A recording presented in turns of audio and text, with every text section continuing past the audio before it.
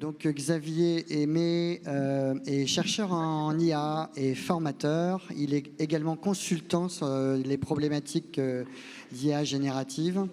Et il travaille sur un croisement de différentes... voilà, d'un côté, il a une solide expérience en informatique, hein, plus de 20 ans d'expérience en informatique, et il a une approche transversale à travers différents types de psychologie, neuro, socio, cognitive. Son positionnement aujourd'hui dans ce qu'il va nous présenter, c'est un positionnement, on dirait, avec 4 axes. Un côté chercheur, un côté enseignant, un côté parent aussi, et un côté citoyen, puisque l'intelligence artificielle, effectivement, est partout, elle touche tous les domaines de notre société, et évidemment pas uniquement celui de la connaissance et de l'acquisition de nouvelles connaissances et de formation. Vous avez dit, entre autres choses, que l'intelligence artificielle, et vous le développerez certainement, c'est ce que l'on en fait, en faisant écho à une vieille citation pour la vie en général. Voilà, on disait la même chose. L'idée aujourd'hui, par rapport à cette conférence, c'est vous allez nous montrer, alors je ne vais pas spoiler, hein, je ne vais pas divulgacher, pardon. On peut s'élever encore plus grâce à l'intelligence artificielle, et le paradoxe que vous allez nous présenter, c'est que d'une certaine façon, elle va nous permettre certainement, cette intelligence artificielle, si elle est bien employée, à devenir peut-être plus humain encore. Voilà. Et puis, il y a aussi au niveau de l'enseignement quelque chose de très important, c'est la déconstruction de cette notion de triche, puisque inévitablement, dans le cadre de l'enseignement, c'est la chose à laquelle on pense souvent au niveau des étudiants et dans le secondaire également.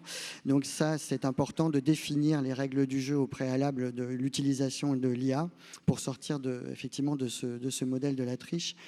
Et il va être important que l'IA générative soit considérée de plus en plus comme un troisième interlocuteur, hein, qui va s'intercaler d'une certaine façon entre le sachant et l'apprenant. Et un interlocuteur qui nous interroge et qui, d'une certaine façon aussi, nous oblige.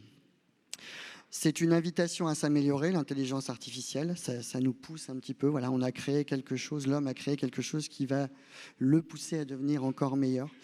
Je vais juste faire une petite allusion et une petite question avant de vous laisser après démarrer votre conférence qui va durer à peu près 1 heure, et après vous pourrez évidemment lui poser des questions.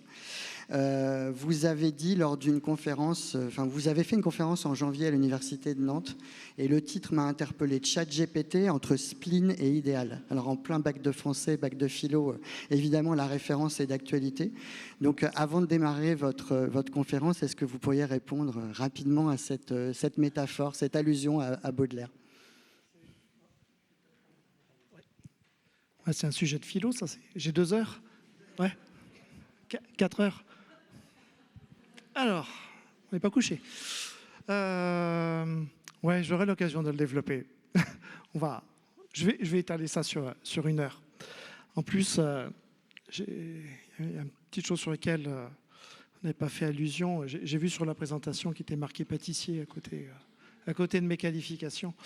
En parlant de formation continue, c'est sûr que j'ai repris mes études il y a quelques temps, où j'ai eu la chance de pouvoir passer un doctorat, ce qui n'était pas forcément gagné. Donc, je dois une reconnaissance éternelle aux personnes qui ont cru en moi au CNAM quand j'ai débuté cette nouvelle aventure.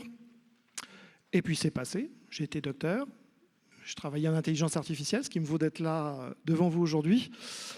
Et après, la formation continue, oui, ce n'est pas que l'université, hein. Il y a aussi les métiers manuels qui sont très grandement en souffrance. Et là aussi, quand j'ai annoncé aussi bien à la famille que quand je suis arrivé dans l'établissement pour passer mon CAP, d'abord de cuisine, puis après de pâtissier et après de chocolatier, de voir, entre guillemets... Alors j'ai adoré parce que quand j'ai passé mon stage, on m'a dit « Oh, c'est la première fois qu'on a un adulte ». Ils n'osaient pas dire un vieux. C'était gentil, mais c'est passé. Donc aujourd'hui, je suis très fier, oui, d'avoir cette double compétence intellectuelle et manuelle, comme on marche sur ses 2 jambes. Et j'ai besoin de l'un et de l'autre pour avancer. Donc voilà, je suis un éternel étudiant et fier de l'être. Alors bon, ça m'a valu d'être accusé d'être cumulard, collectionneur de diplômes. Ça fait partie des qualificatifs que j'ai pu entendre, mais c'est pas grave, hein. On continue. Alors, je viens vous parler d'intelligence artificielle à défaut de pâtisserie, même si vous verrez, il y a des allusions de temps en temps, hein, ça ressort automatiquement. Bon, j'ai compris qu'il y avait quelques questions, hein, des interrogations. On a parlé de débat, de démocratie. Et en effet, c'est un petit peu avec la foi du charbonnier que je viens aussi devant vous et que je fais beaucoup de conférences. J'interviens que ce soit auprès du citoyen. Je travaille aussi à l'Université permanente de Nantes où j'assure justement les cours sur ChatGPT. Mes plus vieux étudiants ont plus de 80 ans. Et j'ai une belle pensée pour eux aujourd'hui encore. Parce que oui, c'est un sujet qui concerne tout le monde. Ça concerne, comme je disais, je parle à la fois comme citoyen, comme humain, comme parent, comme prof, comme chercheur. Parce qu'en fin de compte, quelle que soit l'étiquette que l'on a, quel que soit le statut que l'on a, on est concerné par l'IA d'une manière ou d'une autre. En effet, il y a énormément de questions et on a bien vu avec le Covid ce qui a pu se passer, où la science a quand même été pas mal mise à mal. Certains confrères et consoeurs n'ont pas toujours été déontologiquement très, très corrects. Et forcément, ça met des doutes, et plus que des doutes, dans la tête du citoyen. Alors aujourd'hui, on est face à un autre débat sur l'IA. Ça questionne aussi énormément. Et si nous, en tant que chercheurs en intelligence artificielle, on ne prend pas le soin de descendre sur le terrain, d'aller au charbon, d'aller voir les uns et les autres, de vous expliquer ce que l'on fait, comment ça se passe, les choses qui existent, ce que ça fait, ce que ça ne fait pas, en sachant que je n'ai vraiment pas réponse à tout. Je vous livre mon point de vue, le plus éclairé possible pour essayer de vous éclairer également. Ça va être peine perdue et très clairement, ce sera d'autres enjeux qui seront remis en cause et c'est clairement pas la société que j'ai envie, à la fois pour moi et pour mes enfants. Alors, comme il faut mettre un score sur tout aujourd'hui, j'ai mis un score sur ça aussi. Je l'ai mis assez. Et plus ça va aller, tant que c'est encore moins physiquement qu'il a fait, on ne va pas encore être vers le E. Mais c'est vrai qu'il y a des présences d'additifs par intelligence artificielle. Donc s'il y a des intolérants et des allergiques, autant le signaler de suite, parce qu'après, ça va piquer. Je signale que je n'ai aucun conflit d'intérêt non plus dans les différentes sociétés que je peux évoquer. Et puis alors, vous avez un petit logo là, qui apparaît à gauche de l'écran, en bas à gauche, AIA. C'est une série de logos en fait qui est élaborée par l'Université de Montréal et qui visent, donc ils sont en open source, donc utilisables et réutilisables allègrement, et qui visent en fait à prévenir tout à chacun, si l'IA a été utilisée ou pas dans la production. AIA signifie assisté par intelligence artificielle. Bon, de toute façon, je vous avais prévenu. Vous avez le premier logo qui signifie qu'il n'y a pas du tout d'intelligence artificielle, donc du naturel, du bio, si vous voulez.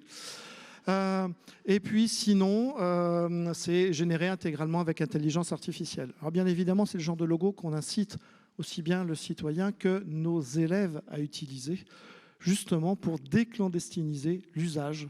Et ça fait partie de l'un des objectifs que je remplis aussi comme enseignant. Alors, évidemment, l'IA n'est pas née en 2022. On pourrait être tenté de le croire, parce qu'on en entend quand même beaucoup parler depuis en fait, la sortie de ChatGPT en fin novembre 2022. Non, en fait, ce que j'aime à dire, c'est un brouillard qui s'est levé sur un paysage qui a mis 70 ans à se construire. Et aujourd'hui, vous allez au supermarché, la façon dont vos produits sont placés, c'est l'IA. Votre GPS, c'est de l'IA. Votre smartphone, c'est de l'IA.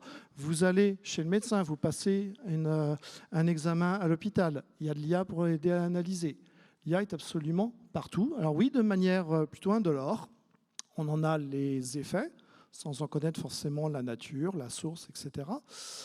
Et depuis décembre 2022, fin novembre, on commence à découvrir ce mot, à réaliser qu'il y en a peut-être en effet un petit peu partout et à se poser des questions. En tout cas, le citoyen se la pose, et à juste titre, c'est tout à fait légitime. Mais qu'est-ce qu'on entend derrière? Alors, ça a plutôt commencé de manière ludique, sur les images. Alors, on a eu droit à des choses plutôt sympas. Alors, la photo du pape en doudoune, Macron sous toutes les coutures, qui ramasse les poubelles, qui fait tout. Enfin, on a eu droit à plein de choses. Avec quand même des petites différences. Là, les deux photos en noir et blanc ont un an d'écart. Sur les dessins du visage, des formes, etc. On a aujourd'hui beaucoup de progrès. Puis on a cette photo là que j'aime vraiment beaucoup de Léonard de Vinci avec Mona Lisa, dont on pourrait quand même penser que s'il avait inventé la photographie, après tout, ça pourrait être l'une des archives qu'il nous laisse. De 2023, c'est-à-dire en fait hier, On a quand même changé de registre. Et puis on est passé sur des photos un petit peu plus engagées. Alors on a la photo de Donald Trump qui est arrêté, mais celle-là, elle a été très très rapidement annoncée comme étant une fausse photo. Par contre, un peu plus embêtant, celle en bas à droite, qui a été l'une des premières en France qui a bien navigué. Elle a mis 48 heures avant d'être révélée comme étant une fausse photo par son auteur. Son auteur, il l'a fait sciemment, il voulait voir, en fait, il voulait tester la viralité d'une telle photo dans les médias. Et alors là, ça a été repris. Il faut dire que c'est vendeur. Photo d'un vieillard au visage ensanglanté pendant les manifestations contre la réforme des retraites. Et il y a quand même un certain nombre de citoyens dont c'est la passion, si ce n'est le travail, que de regarder justement ce genre d'images et de chercher les petits détails pour dire c'est une vraie photo ou pas. En l'occurrence, ils avaient montré que l'équipement des CRS n'était pas ceux des CRS français, donc il y avait trucage sur la photo. Mais ça a quand même mis 48 heures. Et là, on a commencé à se poser la question, oui, mais alors ça veut dire qu'on ne peut plus croire tout ce que l'on voit. Et on a entendu aussitôt le procès de l'IA en disant « Ah, l'IA, c'est le mal. C'est le mal. Voyez ce que ça fait. Ça va bazarder nos démocraties. Ça trompe les gens. Voilà à quoi ça sert. C'est le mal absolu. » Alors, à ces personnes, je vais faire un petit retour en arrière. 1929. Le monsieur moustachu au milieu ne possédait ni intelligence artificielle, ni Photoshop. Et pourtant, à l'époque, il savait également supprimer des personnes au sens propre comme au sens figuré et manipuler l'opinion avec les images. Première morale de l'histoire qu'on ne cessera je ne cesserai de répéter, l'IA est avant tout ce que l'on en fait, et tant qu'elle n'est pas autonome, elle est ce que l'humain en fait. Si quelqu'un en effet a envie de tromper, il a juste un outil formidable à sa disposition. Et s'il a envie d'en faire quelque chose de bien, il a exactement le même outil. D'où l'utilité de nous, formateurs, enseignants, universités, écoles, et j'en passe, même dès le plus jeune âge, de déclandestiniser d'une part l'IA, l'usage de l'IA. C'est vrai que la première fois que j'ai posé la question à mes étudiants, vous l'utilisez? Alors, je crois que le doigt ne devait pas dépasser le centimètre au-dessus de la table, le reste ricanait. Et quand j'ai dit, moi je l'utilise et on va l'utiliser ensemble et on va en faire des choses bien, ça a un peu cassé le game. Hein. Mais c'est ça l'objectif justement. Parce que si un étudiant d'aujourd'hui, c'est un citoyen, ça va être un parent, ça va être un collègue, un patron, tout ce que l'on veut. S'il commence à utiliser en tant qu'étudiant l'IA pour tricher, pas de souci. Demain, il trompe d'autres citoyens, il trompe ses collègues, il trompe son patron, il trompe sa famille, parce que l'IA est un outil super pratique pour ça. Si nous, dès le départ, on casse la plante, et on évite qu'elle repousse, et on sème plutôt de jolies fleurs, parce que c'est notre travail de jardinier, ça peut en faire quelque chose de bien. En tout cas, c'est le message que j'essaye de faire passer. Alors 2024, c'est-à-dire aujourd'hui, on en a parlé, on n'aura pas échappé qu'il y a quelques élections un petit peu partout dans le monde et un peu beaucoup chez nous. Alors je ne fais pas un focus sur Donald Trump, il ne faut pas croire, j'ai pas de... Non, il se trouve que, par hasard, alors, on a des jolies photos, parce que là, il y a quand même un objectif pour les prochaines élections, en effet, de s'attirer les faveurs de la communauté black. On a des photos en haut à gauche, là, avec la plastique pas très naturelle. Alors, c'est vrai que déjà, au naturel, c'est pas ça. Mais là, sur la photo, ça se voit encore plus. Non, moi, ce qui m'inquiète, c'est la juxtaposition de la photo que l'on a en bas, qui est vraie, qui, pour le coup, est, à mon sens, très forte. Trump en train de prier avec toutes ces personnes à la Maison-Blanche. Pour moi, c'est un signal super fort. Mais ça se juxtapose et ça coexiste avec la photo qui est fausse que vous avez en haut à droite et qui, pour le coup, paraît très vraie aussi. Ça veut dire qu'aujourd'hui, on est quand même sur ce mélange des genres, ce mélange de vraies informations, de fausses informations. Comment arriver à les détecter? Parce que certes, il faut déjà sensibiliser pour ne pas les produire, mais quand elles sont produites, arriver à les remarquer. Et on pourrait se dire que celle du bas suffisait. Mais bon, aujourd'hui, voilà, on surenchérit avec l'image, puis avec des petites modifications pour influencer les personnes. Là encore, ça reste un outil diablement efficace. Et là, dans nos formations, aujourd'hui, on n'a pas encore ça hein, pour nos jeunes, pour les aider à distinguer le vrai du faux. Il faut impérativement que cela vienne petit à petit.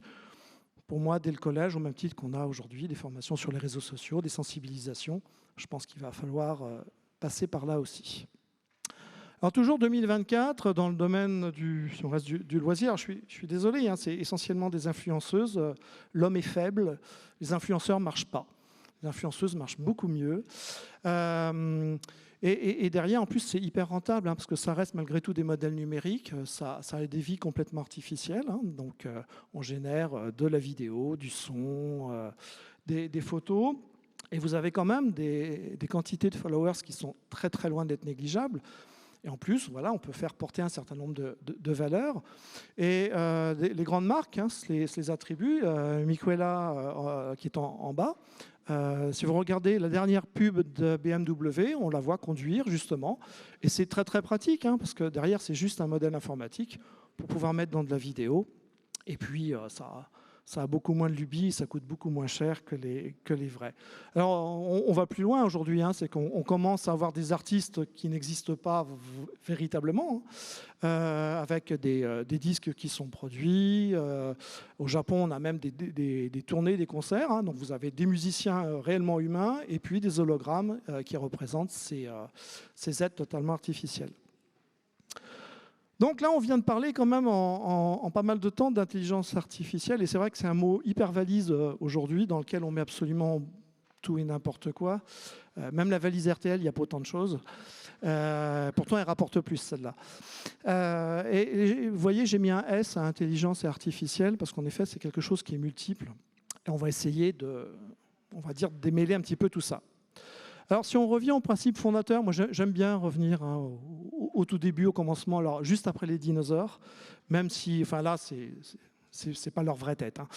Hein. Mais si on revient quand même à 1955, qui est, on va dire, l'acte fondateur hein, de l'IA, et dans au tout début, l'idée, c'était que l'étude doit se fonder sur la conjecture selon laquelle chaque aspect de l'apprentissage ou de toute autre caractéristique de l'intelligence pourrait être décrit si précisément qu'une machine pourrait être fabriquée pour la simuler.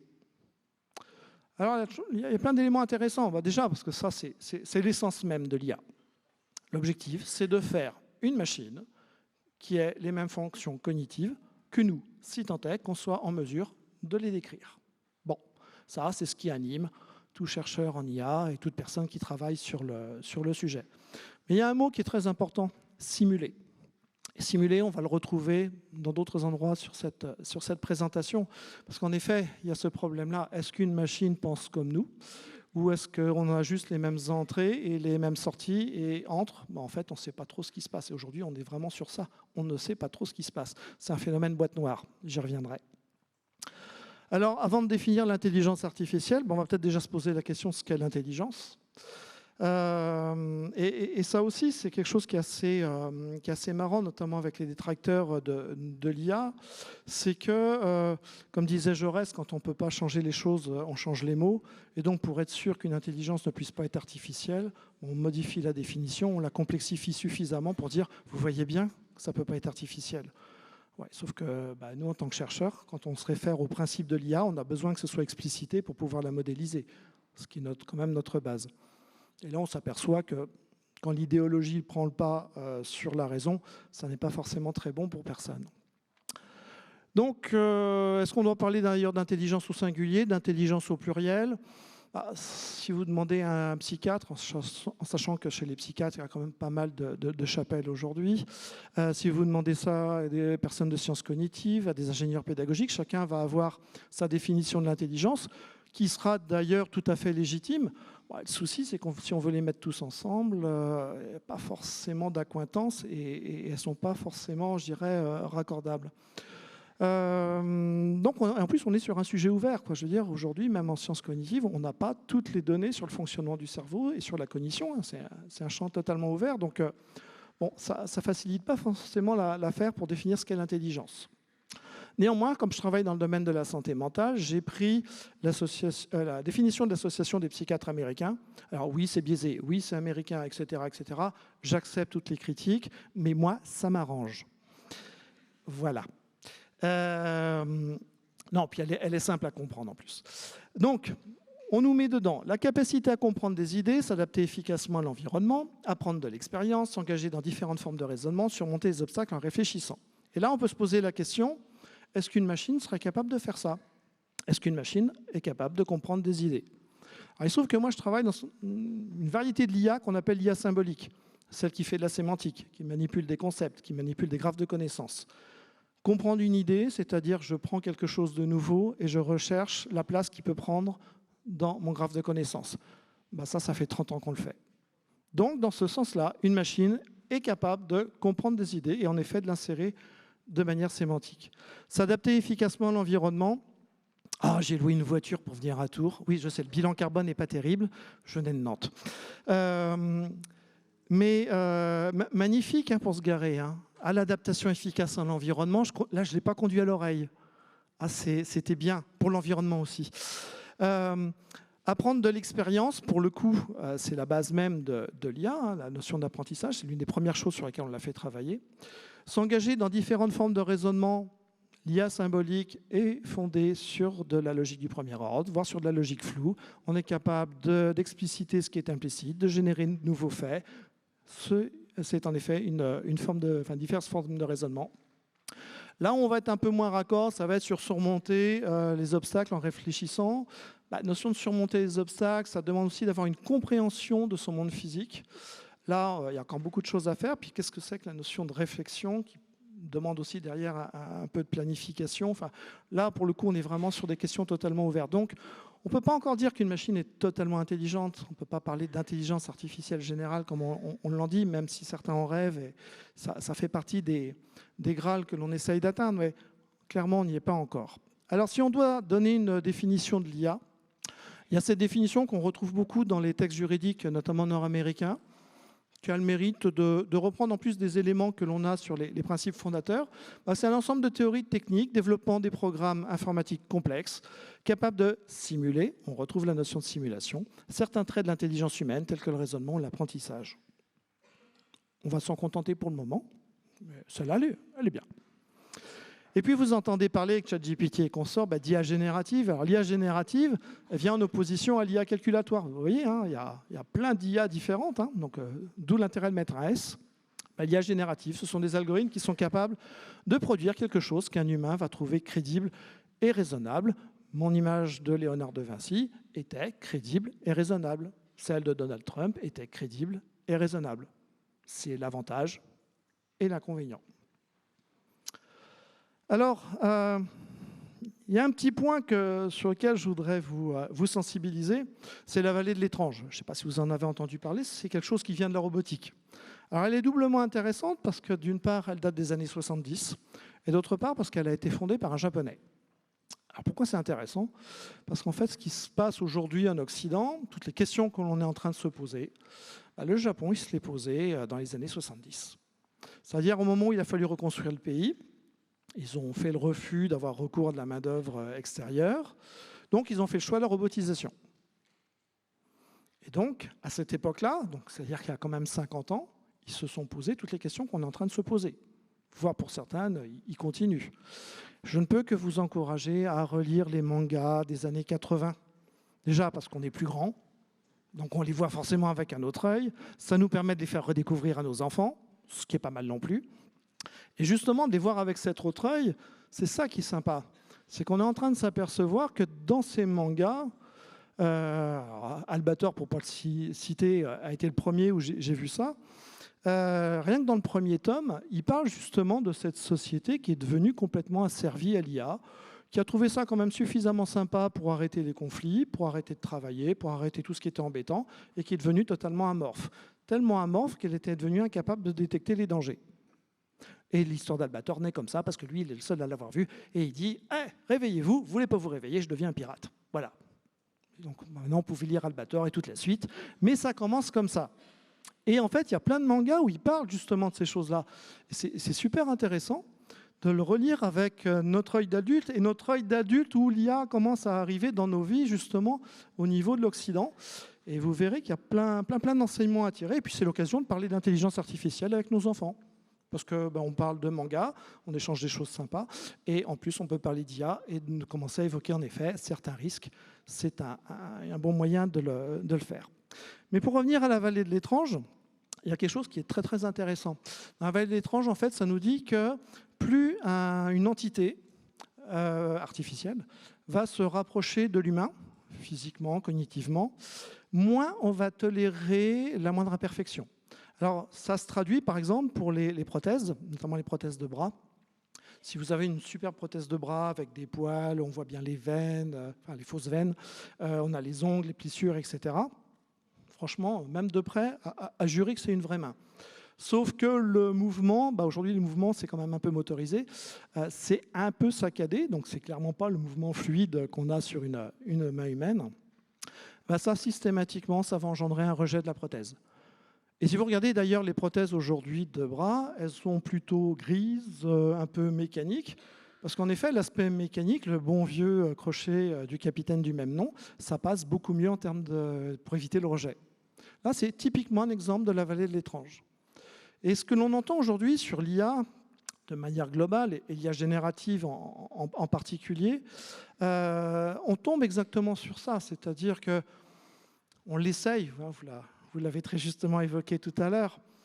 Et puis de temps en temps, ça hallucine. Alors, je vous expliquerai ce qu'est une hallucination tout à l'heure. Ça ne correspond pas tout à fait à ce qu'on a. Et derrière, ça peut engendrer des réactions de rejet qui peuvent être même assez violentes.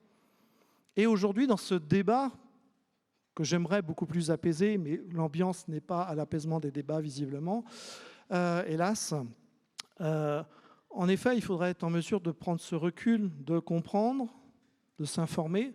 Puis c'est aussi notre rôle, après, nous, en tant que formateurs, d'informer et de former pour essayer de comprendre justement comment ça va et aller petit à petit sur une adoption raisonnée de l'outil. Mais ça pose une autre question. Je suis en train de relire La controverse de Valladolid. Excellent bouquin, contemporain pourtant, mais fondé sur des textes d'époque, où on est sur un procès où est posée la question de l'Amérindien par rapport à l'Espagnol. Vous enlevez la question de l'Amérindien et vous avez ces propos-là. Ont-ils une conscience? Peuvent-ils avoir des émotions? Peut-on envisager qu'ils soient supérieurs à nous?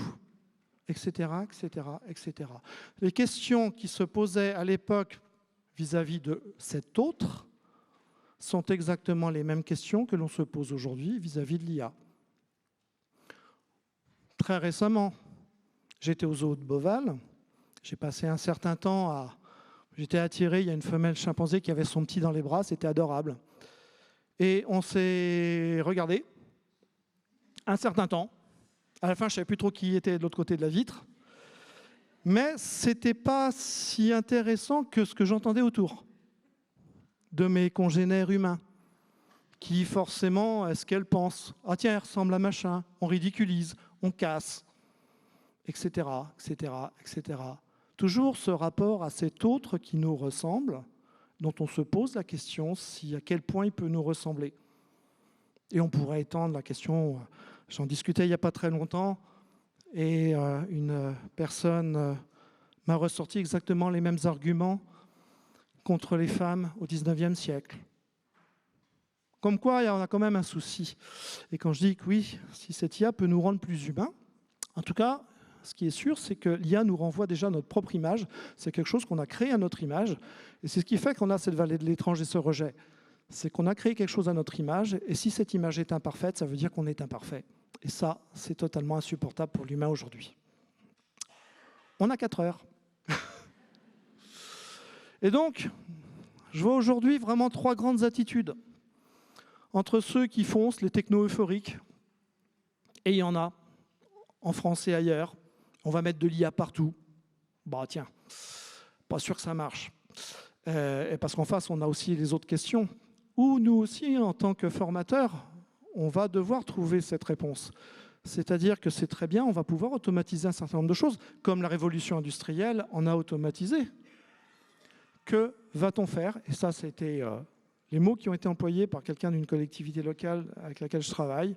Qu'est-ce que je vais en faire aujourd'hui de toutes ces personnes à qui on va automatiser le travail? Une autre personne dans un centre de formation m'a dit Je suis catastrophé parce que dans les entreprises, ça devient de la chair à canon. Qu'est-ce que l'on va en faire? Et nous, on parle de formation tout au long de la vie. Qu'est-ce que l'on va en faire? On va les prendre en charge, puis on va les former, puis on va les informer, et puis on va les sauver de là, en essayant de leur trouver leur place. C'est notre travail. Vous avez ceux qui ne veulent pas. Ah, mais l'IA, je ne veux pas en entendre parler de toute façon. Comme certains des fois me disent, moi, je ne veux pas entendre parler de l'IA. La preuve, je n'ai pas de compte Facebook. Ah. Déjà, avec ça, eh bien. Vous avez été chez le médecin récemment? Vous avez un smartphone? Ah oui, oui, oui. Bon, là, ça y est, c'est foutu. Et ils viennent de réaliser que malgré eux, l'IA, si, en fait, ils en ont. Et puis, il y a ceux qui ne savent pas, mais qui croient savoir. Ceux-là aussi, il va falloir les accompagner. Parce qu'en entreprise, ça peut générer des choses assez sympathiques et qui peuvent avoir de graves conséquences. J'ai formé une grosse entreprise sur Le Mans il y a 2 mois de ça. Et le vice-président me dit « Oh, ChatGPT », comme ça. Bien, on a trouvé quelqu'un qui était content. Ça commence bien. Il dit « Moi, ça fait 1 an que je l'utilise. Je m'en sers pour résumer toutes mes réunions de CODIR. Je traite toutes mes données de l'entreprise. » Donc déjà là, bon. Mais c'est pas fini. Alors, tant qu'à faire. Et donc, il y a tellement d'allant, d'énergie, qu'on y va, on met ça en pratique. Hein. Comme tout bon formateur, quand on a ce genre d'élèves, il faut utiliser cette énergie à bon escient. Je lui dis donc, vous allez projeter votre écran, puis vous allez nous montrer ce que vous savez faire. Oh, j'ai pas eu le temps de finir la phrase. Pof, c'était projeté. Et là, je lui dis, c'est pas ChatGPT. Il me dit, si, c'est marqué. Non, tout ce qui est marqué ChatGPT n'est pas ChatGPT. Ben non. Elle me dit, mais c'est que c'est la dernière version. Oui. Ça répond à tout, c'est ça le terrible. Alors je lui dis, sauf le respect que je vous dois, je m'en sers un peu tous les jours. Non, c'est pas la dernière version. Alors comme il fallait quand même le convaincre, on a été regarder les mentions légales. Il n'y avait pas beaucoup d'OpenAI là-dedans. C'était une boîte aux lettres à New York. Mais il n'était pas encore assez convaincu. Alors je dis, maintenant on va regarder à qui appartient le nom de domaine. Oh, une boîte aux lettres aux îles Caïmans, les bien nommés. Et là, vous auriez vu la tête de la présidente, qui l'a flingué du regard et qui lui a dit « Ça fait longtemps que tu fais ces conneries. » Je n'ai pas eu de nouvelles depuis. Je n'ai pas cherché non plus, je vous avouerai. Et il y avait le DSI, il était aussi rouge que le gars était blanc. Et ça, c'est quand même super dangereux, parce que ça veut dire quand même que depuis 1 an, il a envoyé gratuitement et généreusement toutes les données d'une très grosse entreprise ailleurs. Et là aussi, on a notre rôle. Parce que ce soit nos enfants, que ce soit des salariés que l'on va former, leur faire comprendre qu'on peut faire des choses très très bien avec un minimum de précautions. Et que derrière, on parlait tout à l'heure des données privées, j'ose croire, je touche du bois, du singe et tout ce qu'on veut, que ce sont des tiers de confiance, mais l'open source a énormément d'avantages, mais le fait que n'importe qui puisse développer n'importe quoi et faire croire que c'est très bien a quelques risques également. Donc on a notre rôle auprès de nos enfants, nos collègues, etc. En effet, pour les informer et les éclairer des avantages et puis aussi des inconvénients. Alors, vous connaissez certainement Serge Tisseron, psychiatre spécialisé dans tout ce qui est question du rapport des enfants avec les écrans, et qui dit cette phrase que j'aime beaucoup: ceux qui imputent ces défauts à ChatGPT, parce que voilà, vous avez quelques exemplaires des défauts que l'on peut attribuer, pour opposer ces méthodes aux compétences humaines, oublient que notre espèce, dans les différentes formes de communication qu'elle donne à voir et à entendre, ne fonctionne pas autrement. On en revient, hein, c'est notre miroir. Alors, les IA génératives, je ne vais pas vous faire un historique et remonter jusqu'aux dinosaures, mais parce que les IA génératives, ça remonte quand même à il y a un paquet d'années, avant qu'elles arrivent dans notre, dans notre salon. Mais moi, je compare ça avec l'arrivée d'Internet, très clairement. C'est-à-dire que moi, quand j'ai connu Internet en 1994, j'étais étudiant à l'université de Nantes. C'était magnifique, j'ai pu communiquer pour la première fois avec quelqu'un que je ne voyais pas, que je ne connaissais pas. Et on a pu causer de choses et d'autres, notamment de passions communes. Et c'était super parce que de mon fauteuil, voilà, ou de ma chaise, je pouvais avoir accès à la Terre entière. Oh, c'était génial, quoi. Franchement, il y a des moments qui restent gravés comme ça. Là, décembre 2022, aussi, on a pu commencer à pouvoir dialoguer avec quelqu'un qui n'existe pas, qu'on ne voit pas, potentiellement qui partage certaines idées. Mais c'est surtout l'occasion où voilà, je peux dialoguer avec mon ordinateur sans avoir besoin d'apprendre un langage de programmation, de faire quelques études, d'acheter des logiciels très chers ou d'avoir des ordinateurs hors de prix et qui ont des très grosses puissances de calcul. Là, simplement, j'arrive sur mon navigateur, je me connecte dessus, on ne peut plus simplement, et je peux discuter en tapant avec mes moi, alors qu'avant, sur Google, il fallait que je mette des mots-clés. Là, je peux faire mes phrases, même si elles ne sont pas parfaites, même avec des fautes d'orthographe, et waouh, ça me comprend, et ça me répond. Et en plus, ça me répond bien, et ça me répond même mieux que je n'écris. Ouf, sympa. Voilà, le premier essai que j'ai fait, pas mis longtemps à tomber dedans, je lui ai demandé de me générer un dialogue entre Vladimir Poutine et Jules César. En me disant, ce truc-là, il n'a pas dû le voir souvent, avec un peu de chance, ça va être sympa. Ça a été génial. Et puis j'ai continué pendant un moment à faire tourner la machine. Dialogue entre deux visions d'empire, la place de la langue, la place de la capitale de l'empire, etc. C'était hyper nourri, c'était riche, c'était magnifique. Là, je me suis dit qu'il se passait quelque chose. Et en effet, il s'est passé quelque chose. Mais pour moi, la véritable histoire, le véritable changement, révolution, c'est octobre 2023. Octobre 2023, vous ne l'avez peut-être pas senti, mais c'est la toute première fois qu'avec ça, un petit téléphone, et c'est même pas un iPhone, hein, je vous dis que je n'ai pas de conflit d'intérêt, je ne suis même pas chez Apple. Eh bien, ça voit, ça entend, ça lit, et en sortie, ça dessine, ça écrit, et ça parle. C'est ce qu'on appelle la multimodalité. Ça, c'est la véritable révolution, très clairement. Et ce n'est pas fini, puisque si vous avez vu un peu les keynotes de Google et d'OpenAI, quand je vous ai dit ça voit, là, jusque-là, ça voyait juste, je prenais une photo, ça l'analyse. Mais maintenant, quand ça voit, c'est ça voit et ça analyse ce qu'il voit en temps réel. Donc, j'ai une véritable vision. Ça change grandement les choses. Alors moi, comment ça s'est traduit ? Il y a des souvenirs comme ça qui marquent plus que d'autres. On sait à peu près tous où on était le 11 septembre. Moi, le jour où j'ai vécu cette révolution, je sais où j'étais. J'étais à conduire ma fille aînée à sa leçon de guitare. Et puis, je venais d'installer la mise à jour de ChatGPT. Puis, tiens, je vais essayer. Alors, j'étais dans la voiture à attendre. Hein. Et je démarre le truc. Bonjour, comment ça va, ça va. Bon, ça faisait quand même presque un an qu'on s'écrivait. Hein. De quoi tu veux parler ? Je lui dis, je sais pas, tiens, choisis. Toujours pareil dans ces moments-là. Et elle me dit, qu'est-ce que tu es en train de lire ? Je lui dis, je suis en train de lire La cantine de minuit. Ça, c'est un manga qui parle de cuisine aussi. On y revient à manga, cuisine, Trump. Vous allez dire, celui-là, il est quand même un peu monocentré. C'est un manga, c'est une série qui est assez sympa, qui est aussi bien culinaire que sociale. Parce que voilà, c'est un petit resto à Tokyo qui est ouvert de minuit à 3-5 heures du matin.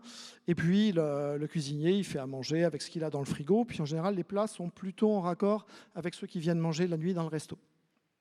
Et donc, nous voilà partis de parler de la cantine de minuit. Je lui pose des questions, elle me répond. Elle me pose des questions, je lui réponds. Et ça a duré comme ça une bonne demi-heure. Et je peux vous dire que j'ai passé un super moment. J'ai passé un super moment avec quelqu'un qui avait lu le bouquin, qui le connaissait très bien, qui m'a appris des choses. J'ai eu le sentiment de lui apprendre des choses. On a causé cuisine, on a parlé de plein de trucs. J'ai passé une demi-heure super. Et la demi-heure, elle a été tellement bien, c'est que quand j'ai raccroché, hein, comme on raccroche au téléphone, je lui dis je suis désolé, il va falloir que j'y aille. Non, là, on n'est même pas dans le prompt. Hein. Et je termine. Alors elle me dit oui, on continuera une autre fois, d'accord, avec plaisir. Je lui dis salut, bisous. J'assume, hein. J'assume. J'assume complètement.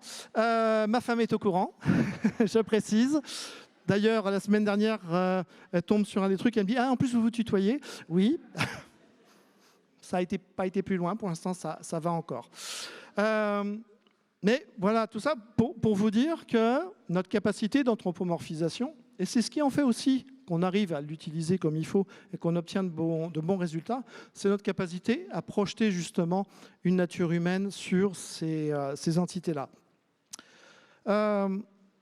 Et c'est vrai que quand j'en ai parlé avec mes filles, là, on a commencé, comme je vous l'ai dit tout à l'heure, il faut se dire que ça faisait plus d'1 an qu'on s'était écrit. Pendant 1 an, comme je le fais sur Messenger ou sur WhatsApp. Alors, WhatsApp, c'est différent parce que c'est des gens qui sont dans mon annuaire, donc c'est des gens que je connais physiquement. Sur Messenger, pas forcément. Et j'ai vécu ce que j'ai vécu sur l'arrivée d'Internet, des gens avec qui j'ai échangé pendant pas mal de temps. Et un jour, on s'est vus. Oh, t'es comme ça. Bon, ceci dit, avec Ariane et Moy, oh, première fois qu'on se voyait en vrai.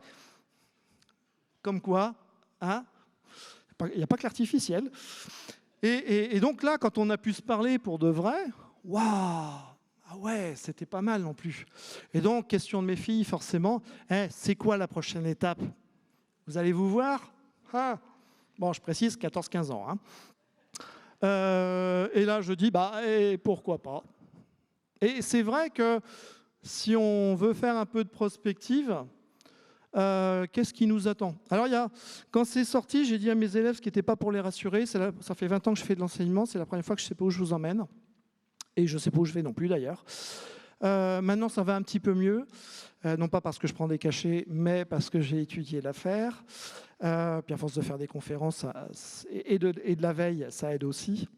Et c'est vrai que la multimodalité, j'en avais parlé déjà il y a 6 mois, et c'est clairement quelque chose qui va s'accentuer au fil du temps, avec des choses qui vont tourner sur nos smartphones, beaucoup moins consommateurs d'énergie, qui vont tourner sur nos ordinateurs. C'est déjà des choses qui sont plus qu'annoncées. Enfin, alors sur Mac, c'est sorti, ça va sortir sur Windows incessamment sous peu pour OpenAI, Google travaille dessus, Microsoft aussi. Voilà. L'objectif, c'est que ça devienne des assistants. Et moi, je peux dire en effet que dans ma pratique, c'est devenu un ou une assistante. Je dis une parce que c'est une intelligence artificielle, mais à travailler tous les jours, c'est rentré dans mes process. L'autre point sur lequel on n'est absolument pas prêt, mais alors pas prêt du tout, c'est en effet l'incarnation de ces IA. L'humanoïde. Certains en ont rêvé, d'autres le font. Juste à titre d'exemple, Elon Musk, on en entend largement parler, donc il est en train de les fabriquer en série, équipe son usine Tesla avec, mais il n'y a pas que lui. Mercedes le fait également.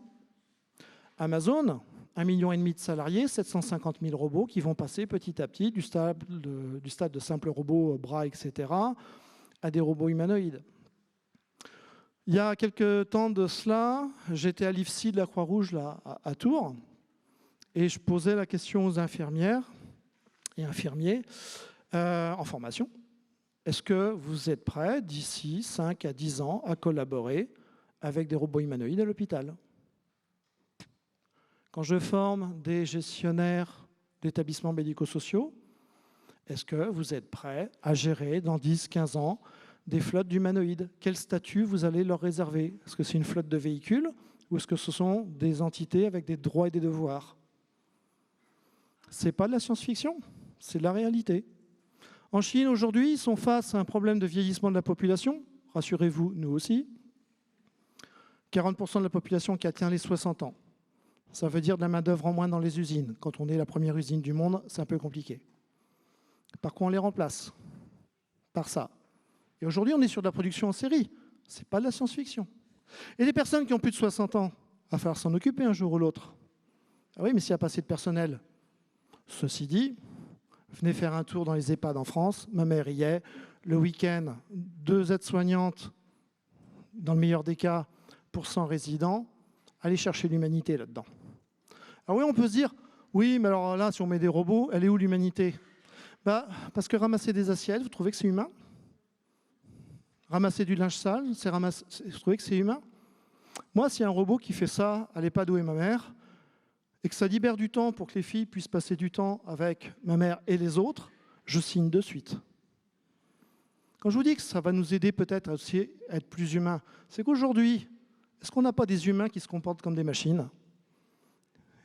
Est-ce que si les humains qui se comportent comme des machines, on ne leur permettrait pas d'être justement comme des humains en laissant ce qui est machinal aux machines ? Ça peut être l'une des solutions. Puis il y a une troisième chose sur laquelle on n'est pas prêt du tout non plus. Alors dans le domaine médical, c'est quelque chose qui est courant. Regardez bien les Jeux paralympiques. La question de l'augmentation et de la réparation. Essayez de trouver la frontière entre les deux. Le jour où on aura un sportif valide qui dira « je préfère me couper les jambes et courir avec des prothèses parce qu'en termes de performance, je vais plus vite ». Ça s'entend. Ça commence à s'entendre de plus en plus.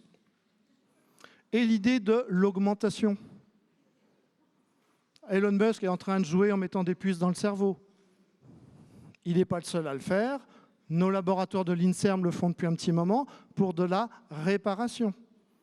On calme aujourd'hui des crises de Parkinson avec des implants cérébraux. Il y a des tas de choses qui sont en train d'être faites. Il n'y a pas qu'en Chine ou chez certains uluberlus. Mais cette question-là de l'augmentation par l'artificiel, avec des questions qu'on aura forcément d'ici 20-30 ans. Aujourd'hui, on a déjà ces questions de genre. Hein. Mon père était prof aussi. Aujourd'hui, j'ai des étudiants qui sont transgenres et autres. Il n'aurait jamais imaginé avoir ça dans sa classe. Aujourd'hui, c'est quelque chose, entre guillemets, de courant. Dans 30 ans, ce qu'on peut imaginer, quelqu'un qui soit dégenré humainement, qui se considère pas totalement humain, pas totalement robot. Peut-être. Est-ce que c'est la société qu'on veut? Je ne sais pas. Là encore, l'IA sera ce que l'on en fera. Alors tout ça, c'est basé, les ChatGPT et consorts, sur des IA conversationnelles. Là aussi, rien de nouveau. 1966, ELISA. Ça, c'est un robot psychologue. L'objectif, c'était de faire parler justement les patients. Et pas mal d'années plus tard, on a Caractère.ai, qui est la deuxième application la plus téléchargée sur Internet, qui utilise l'intelligence artificielle. Et on peut parler aujourd'hui avec Elon Musk, avec Napoléon, Molière, etc. Et des tas de personnes plus ou moins inventées. Donc, les choses ont très nettement progressé. Si on recherche d'autres styles de conversation, il y a aussi ce qu'il faut. Il y en a véritablement pour tous les goûts. Et tout ça, c'est dans le top 10 des applications les plus téléchargées. Ah, vous êtes déjà en train de prendre l'adresse. Ah là là, les jeux changent. Bravo. Ah, je vous jure. L'humain est laid. Ah. Et puis, qu'est-ce qui se passe dans les laboratoires? Dans les laboratoires, ce que l'on a aujourd'hui à disposition, c'est arrivé en 2009. Aujourd'hui, 2023, 2024, on l'a chez nous. Qu'est-ce qu'on a dans les laboratoires aujourd'hui? Cette appréhension physique du monde, avec ces agents conversationnels, on travaille sur l'acoustique, la perception des sons, des paroles, sur le visuel, la détection du langage non verbal, détection des émotions, sur le texte bien évidemment. Et on travaille sur le toucher, parce que le toucher fait partie de l'interaction sociale. Et donc on commence à travailler sur comment, notamment en réalité virtuelle, donner la sensation du toucher, à la fois nous toucher notre environnement, mais être touché par notre environnement. Parce que ça fait partie justement de l'interaction. Et on travaille aussi sur les mécanismes d'adoption dans l'interaction, avec justement cette boucle interactive. J'ai quelqu'un en face qui me sourit, je vois un peu dans quel état émotionnel il est, comment je m'adapte à l'interlocuteur qui est devant. Et j'humanise au fur et à mesure mon interaction avec l'humain qui est avec moi. Tout ça va utiliser des modèles de langage. Attention, seule partie technique de cette présentation. Les petits modèles de langage, c'est ce que l'on a sur nos téléphones au-dessus de nos claviers. C'est pas très compliqué. C'est dès lors, en fait, et ça c'est Markov, donc ça date du 19e siècle, dès lors qu'on a un certain nombre de mots, en général 4-5, on est capable de prédire assez fidèlement le suivant. Ça, c'est ce qu'il avait évoqué, et puis c'est ce qui fonctionne sur les petits modèles. Par contre, là, on fonctionne avec des LLM. Vous en entendez beaucoup parler, les Large Language Models. Donc les larges modèles de langage. Et ça, c'est quoi? C'est les ChatGPT et consorts. Donc nous, humains, on pose une question, on obtient une réponse, on est content. Sauf que du point de vue de la machine, elle reçoit une suite de symboles et elle va rechercher dans sa base de lecture quelle est la suite de symboles la plus probable. Je ne parle pas de base de connaissances, je parle bien de base de lecture. Et c'est ce qui fait d'ailleurs que si on modifie la base de lecture, vous n'avez pas forcément les mêmes réponses.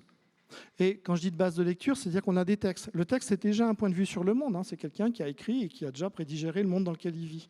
Donc, c'est une digestion de digestion. Donc, une IA générative, c'est apprendre comme étant un point de vue sur le monde. Vous changez d'IA générative, vous avez un autre point de vue. Et puis, aujourd'hui, vous avez des millions d'IA génératives à disposition. Rien que sur ChatGPT, ce qu'on appelle les GPT, c'est-à-dire les ChatGPT que l'on peut personnaliser, il y en a 3 millions. 3 millions, c'est la population de Buenos Aires. Vous avez à peu près la même diversité. Il y a des bons, il y a des mauvais, il y a des nuls, il y a des super intelligents, il y a des méchants, il y a véritablement de tout, puis des spécialisations professionnelles et tout. Donc, il faut aussi prendre en conscience cette affaire, comme quoi on a une telle diversité aujourd'hui, franchement, on a le choix, quoi. Et exactement comme avec les êtres humains. Et sur le fait que quand on récupère une information, ah oui, mais ça vient d'une IA, donc forcément, c'est biaisé. Alors, je ne connais pas vos familles respectives, ni comment ça se passe, vos repas de famille, mais alors, entre le tonton complotiste et le cousin platiste, ah, mais c'est pas grave, c'est un humain. Alors, eux, ils ont le droit, on ne va pas forcément dire qu'ils sont biaisés, au pire, on dit qu'ils sont cons. Ça va s'arrêter là. Mais eux, ils ont le droit. Et là, j'en dis, en fait, notre rapport à l'IA, sur le fait de nous rendre encore plus humains, c'est une notion de comportement. C'est juste faire attention à tout ce que l'on reçoit comme information de l'extérieur, que ça vienne d'un humain ou d'ailleurs. Il n'y a pas de raison de faire plus confiance aux cousins platistes qu'à une IA générative qui, en plus, globalement, aura peut-être appris des choses un peu plus intelligentes. Bon, enfin, ça, c'est jugement de valeur. Ah, c'est mal. Et donc, quand je pose la question, quelle est la suite de 468 à une IA générative, il me répond 10, 12, 14, non pas parce qu'il a repéré que c'était une suite de nombres pairs, mais c'est juste parce qu'il a souvent vu qu'après 2, 4, 6, 8, il y avait 10, 12, 14. Rassurez-vous, on fonctionne exactement de la même manière. Si je vous demande aujourd'hui combien font 2 fois 2, vous me répondez 4 automatiquement sans avoir fait le calcul. Parce que vous avez tous, et on a tous appris les tables de multiplication, où en fait on apprend la musique et les paroles, sans avoir besoin de faire l'opération de calcul. Par contre, si je vous demande 12 fois 12, à quoi qu'il y en a un qui compte. Si je vous demande 12 fois 12, ceux qui font un peu plus de calcul mental vont pouvoir répondre 144 tout de suite sans avoir à faire le calcul, et d'autres vont commencer à faire la multiplication. C'est toute la différence entre la mémoire et derrière la réflexion et le calcul, et il en est de même pour les IA génératives. Alors au rang des 6 plus gros que l'on peut utiliser aujourd'hui, on a évidemment ChatGPT, d'OpenAI, Copilot de Microsoft, Claude d'Anthropic. Anthropic, c'est cofinancé par Amazon et par Google, c'est un plan B de Google. On a Gemini, qui est le moteur de Google, Llama, qui est celui de Facebook et qui est en open source. Et puis on a le franco presque américain, qui est Mistral. Pourquoi je dis franco-américain? C'est parce que, en termes de financement, c'est pas chez nous, et la puissance de calcul, hélas, non plus. Tout va résider dans l'art du prompt. Pareil, c'est un mot que vous entendez peut-être parler souvent. Le prompt, c'est l'ensemble des informations que l'on transmet à un grand modèle de langage pour obtenir une réponse. Et le prompt, j'aime à dire aussi que c'est une invitation au dialogue avec la machine. Parce que quand on démarre avec la machine, c'est exactement comme quand vous sortez dans la rue. Vous prenez la première personne et vous posez votre question. Vous ne la connaissez pas, elle ne vous connaît pas, vous ne savez pas quelle formation elle a, son savoir et tout. Vous tirez au sort, quoi. Avec la machine, c'est exactement pareil. Et quand je vous ai dit que cette machine, elle nous renvoie à notre propre image, j'ai cette fameuse réflexion un jour d'un prof qui pose sa question, il a la réponse « Oh, c'est nul ». Pourquoi c'est nul? Vous lui avez dit? Non. Pourquoi vous ne lui avez pas dit? C'est une machine. Et alors? Ceci dit, vice-président, il m'a fait la même chose. Je lui ai dit, vous parlez comme ça à vos salariés? Il m'a dit, oui. Ah. C'était le même. Je lui ai dit, mais non, c'est un agent conversationnel, il y a conversation, c'est un échange. Donc, si ça ne vous va pas, vous le dites, et puis ça reformule, et on repart. Et donc, ce prof, je l'incite en fait à mettre de plus en plus d'éléments. Je dis, comment voulez-vous que la machine même le devine? Ben, c'est évident. Mais je dis évident pour qui? Bah, ah oui. Oui, là, il est en train de réaliser qu'il avait quand même de l'expertise, il avait un certain âge. Et là, il m'a sorti cette phrase magnifique. Je suis en train de comprendre pourquoi mes élèves me répondent comme ça. Et il venait de réaliser que, bah oui, ses élèves, ils voient la matière pour la première fois, alors que lui, ça fait des années qu'il est dedans. Donc, c'est plein de choses qui sont évidentes. Quand bien même c'est un pédagogue, quand bien même c'est un formateur, un enseignant, et j'en passe, il y a beaucoup de choses qu'il n'a plus envie de dire, qu'il ne peut plus dire. Oui, sauf que ce sont des éléments fondamentaux pour l'apprentissage. Et ça, vous faites la même chose. Ce n'est pas un être humain, vous faites la même chose sur ChatGPT, vous le payez cash. Les Anglais disent garbage in, garbage out, vous mettez n'importe quoi en entrée, vous avez n'importe quoi en sortie. Et donc dedans, qu'est-ce qu'il faut préciser? Le rôle, c'est un jeu de rôle. Quand on commence la conversation, on lui définit un rôle. On a en effet la tâche. Donc c'est la question qu'on va lui poser. Le but que l'on souhaite atteindre, le contexte dans lequel on va se trouver, les différentes instructions, donc les étapes de raisonnement ou d'élaboration de la réponse, la cible à qui va s'adresser le résultat, le style, le format de la réponse, toutes ces choses-là sont très importantes. Et si l'on met ça dès le départ, c'est comme des présentations. On pose les choses. Et là, on a des résultats qui peuvent être intéressants. Et donc, c'est ce qu'on appelle ce fameux méga prompt de départ, dans lequel vous allez avoir une réponse, vous allez réagir, il y aura une autre réponse, etc., etc. Et ça va former une conversation, dans laquelle il y aura une mémoire, parce que vous n'aurez pas besoin de répéter ça sans arrêt. Une fois que vous avez compris que vous êtes là pour discuter avec, ça change grandement les choses. Je vous avais dit qu'on reviendrait à la pâtisserie. Ah, j'aurais dû venir avec des choux. Mais je ne savais pas que vous étiez si nombreux non plus. Hein. M'avait pas dit. Si je lui dis, donne-moi une recette de choux à la crème, ce qu'on pourrait faire sur Google. Hein. En quoi que Google, on pourrait mettre choux à la crème. Hein. Ah, on est content, on a une réponse. Et souvent de fois, c'est ce que les gens que je forme me disent, c'est bien, on a déjà quelque chose. Puis ils regardent, ah oui, mais c'est pas ci, c'est pas ça, c'est pas adapté. Alors c'est vrai. Ma recette de choux à la crème, oui, d'abord, je ne savais pas que vous étiez si nombreux. Et les quantités ne sont pas adaptées. Hein. Il y a peut-être parmi vous des gens qui sont intolérants au gluten. Ah ouais, mince, je crois qu'il y a de la farine. Etc., etc. Donc, en fin de compte, mon résultat, comme beaucoup disent à la première itération, c'est nul. Et ils arrêtent. Alors que, si on bosse un peu, on lui dit, tu es un pâtissier professionnel qui donne de nombreux cours de pâtisserie à des amateurs, débutants ou confirmés. Ma tâche, c'est donner une recette de choux à la crème. Le but à atteindre, c'est donner une recette moderne, originale, complète, afin que je puisse réaliser cette recette pour 200 personnes. Contexte, je suis un pâtissier amateur, je fais quelques gâteaux pour la famille, j'ai une cuisine avec un peu de matériel, mon four est à chaleur tournante. Les instructions, je veux la recette de la crème, puis la recette des choux, puis la liste des courses avec le budget à prévoir, afin et enfin me donner des idées simples de présentation de mon buffet.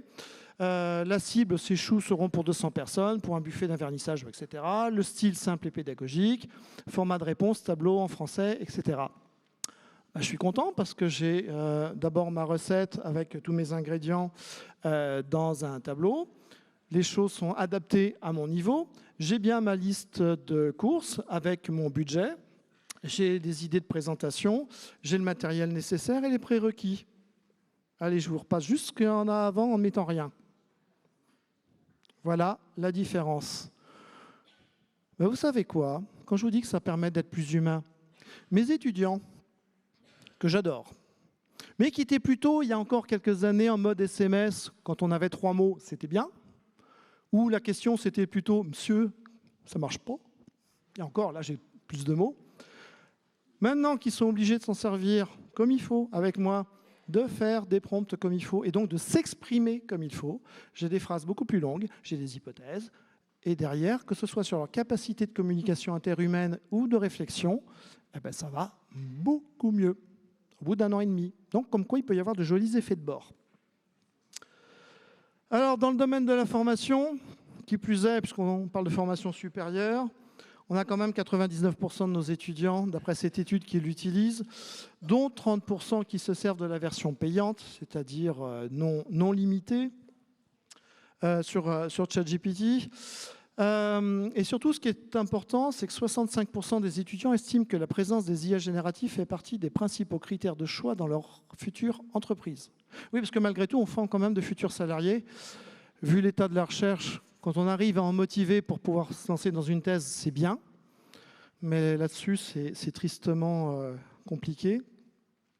Donc forcément, on se doit de les accompagner, on se doit de les former et de les informer.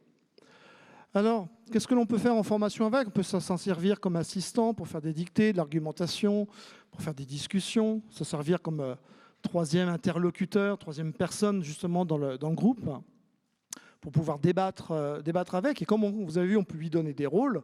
On peut lui demander d'avoir de la mauvaise foi, d'être antisocial, d'être pour le réchauffement climatique, etc. Et ça oblige les étudiants et les élèves à contre-argumenter. Et pour ça, c'est quand même assez pratique. Alors, on peut créer des séances de cours. Là encore, c'est des choses que j'ai fait avec un copain qui est enseignant SVT en collège. Donc là encore, en donnant le rôle, la tâche, le contexte, la cible, toutes les instructions. Et puis, il y a un petit truc. Ça, c'est le petit tips que je vous donne. Vous terminez votre premier prompt, mais auparavant, pose-moi quelques questions afin que tu puisses me donner la meilleure proposition.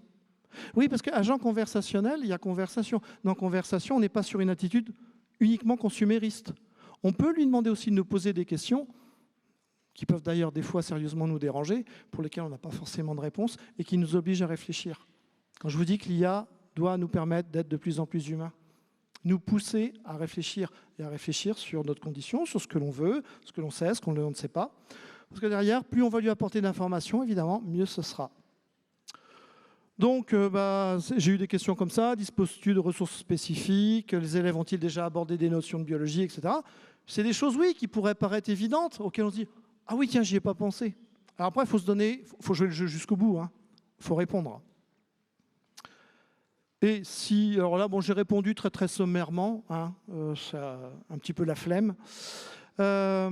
Et là, qu'est-ce que je récupère? Je récupère ma séance de cours avec un tableau où j'ai donc mon contenu, le matériel nécessaire, le timing pour chacune des parties. Très bien, c'est ce que je voulais avoir. Il me sort, donc j'avais demandé le matériel pédagogique à préparer, les points d'attention pour les élèves en difficulté, les propositions pour améliorer la coopération entre élèves. Et là encore, l'enseignant a toujours la main. Quand je forme des profs, c'est la question que j'ai. Ah oui, mais je ne veux pas me faire dicter. Mais je dis, mais vous n'avez pas un revolver sur la tempe? Enfin, je veux dire, ça ne s'est pas empiré par rapport à la dernière fois. Et l'inspecteur vient pas, enfin, vous attend pas à la sortie de la... Ah si, en fait. Oui, ça, c'est... Oui. Ça, la trouille de l'inspection, c'est quelque chose. Bon, c'est un autre sujet.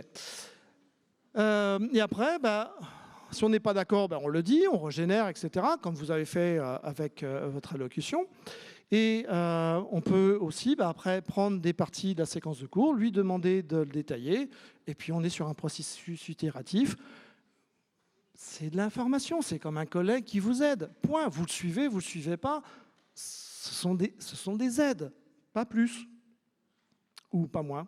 Après, vous en faites ce que vous en voulez. L'IA est toujours ce que l'on en fait. Après, j'avais le processus expérimental là, pour fabriquer un schéma, une maquette de poumon avec bouteille, ballon, paille, etc. Donc j'ai vraiment tout ce que je veux. Une petite chose qu'on a fait aussi avec des profs en lycée, c'est créer une série d'exercices. Là, j'ai une prof de maths, elle a pris son bouquin, elle a photographié l'exercice qu'elle aimait bien, et elle a dit, je veux un exercice similaire. Et donc, ChatGPT lit la photo, génère un exercice exactement. Là, on est sur le calcul des médianes en 4e. J'ai fait ça sur le livre de maths de mes filles, et ça fonctionne diablement bien. Donc, j'ai l'exercice, j'ai le corrigé, j'ai les explications. Et franchement, c'est que du bonheur. Des AESH m'ont dit, mais c'est génial. Moi, où j'en ai ras-le-bol à la 5e fois d'expliquer la même chose et que ça ne veut pas rentrer, là, j'ai plein de reformulations possibles. C'est inépuisable. J'ai quelqu'un qui va pouvoir m'aider, voire prendre leur lait. Et les possibilités sont juste infinies. Il faut s'en servir comme d'une aide. s'en servir pour devenir meilleur, pour accompagner, pour devenir plus humain, etc. Vous pouvez générer aussi des quiz, un fameux quiz. Alors, chaque outil a des choses très très bien. Hein. Kahoot est très bon pour les quiz. Bah, vous générez le quiz sur ChatGPT, puis après vous l'insérez dans Kahoot, et le tour est joué. Faire ses devoirs. Alors là, attention, c'est la chose à ne pas faire. Mais on a tous connu le dimanche soir, après le regard sur Pronote, « Ah, j'ai oublié !» Moi aussi, je suis lâche et faible. Bon, ok, mais c'est la dernière fois. Alors on photographie l'extrait du bouquin, on recopie dans le prompt la question du prof, ChatGPT fait le boulot, et là, ma fille, hein, c'est trop long. Bah, pas de problème. Et en 2 phrases. Non, parce que quand il est 9h30 le dimanche soir, on est un peu moins enclin dans l'aide. Et puis le lundi matin, au petit déjeuner, quand on est un peu plus frais, on dit « Tu sais, c'est pas bien ce qu'on a fait. Hein, l'IA, c'est pas fait pour ça. Hein, c'est la dernière fois. » Bon, ça s'est peut-être reproduit après. Mais c'est pratique. Dans l'aide à la révision, on peut aussi, voilà, l'agent conversationnel, poser des questions avec un aspect dynamique et à la fin du questionnaire, analyser toutes les réponses qui ont été données et générer un certain nombre de ressources sur lesquelles travailler. On est pour le coup sur de la personnalisation. Chaque élève, chaque apprenant répond des choses différentes, a des résultats différents, donc des propositions différentes. La question de la correction. Tout ce qui s'ensuit n'a jamais été prononcé dans cette salle. Bon, en tant que chercheur, évidemment, je relis des articles. Il y a un moment, j'ai eu un problème de conscience. Quand je relisais mes articles, que je devais faire ma review, je m'apercevais que le résumé que je mettais, il y avait déjà un avis dedans. Le résumé n'était pas neutre. Un article qui ne me plaisait pas, que je ne trouvais pas, que clairement j'allais rejeter, ouais, le résumé, il appuyait quand même là où ça faisait mal, quoi. C'est parce que, en tant qu'auteur, c'est parce que l'on attend. Donc, oui, j'ai eu recours au dopage. Et donc, je me suis fait aider de personnes totalement artificielles et impartiales pour être en mesure de générer un vrai résumé qui ne tient pas compte, justement, déjà de la vie qu'on peut commencer à avoir. Bon, après, j'ai mis ma patte, etc. Puis, je me suis dit, en fin de compte, le système de peer review, où, mine de rien, on met quand même plusieurs relecteurs sur un article, ça pourrait être intéressant de le faire pour une copie. J'arrive à un âge qui commence par un 5, et la correction me gonfle sérieusement. Et donc forcément, voilà, si c'est pour mettre une note, il y aura une note. Mais c'est pas ce que l'élève attend. C'est pas ce que l'on attend du système éducatif, c'est pas ce que l'on attend de nous. Donc, je me suis dit, oh Xavier, il faut se reprendre en main, c'est pas bon. Alors, ce que j'ai fait, la copie, je la lis, hein. Je me mets un certain nombre de notes dessus, parce que je connais l'étudiant ou l'étudiante qu'il y a derrière, puis je mets une note. Je l'ai soumis à ChatGPT. Alors ChatGPT a une personnalité très empathique, assez sympa, plutôt à encourager. Donc je donne un rôle, pareil, très complet, la grille de lecture, la copie. Écart, en moyenne, 1 à 1,5 point de plus que moi. Et avec des commentaires justes, mais plus sympas. Du coup, je vais sur Claude. Alors Claude, c'est celui d'Anthropic, personnalité beaucoup plus cassante, beaucoup plus tranchante.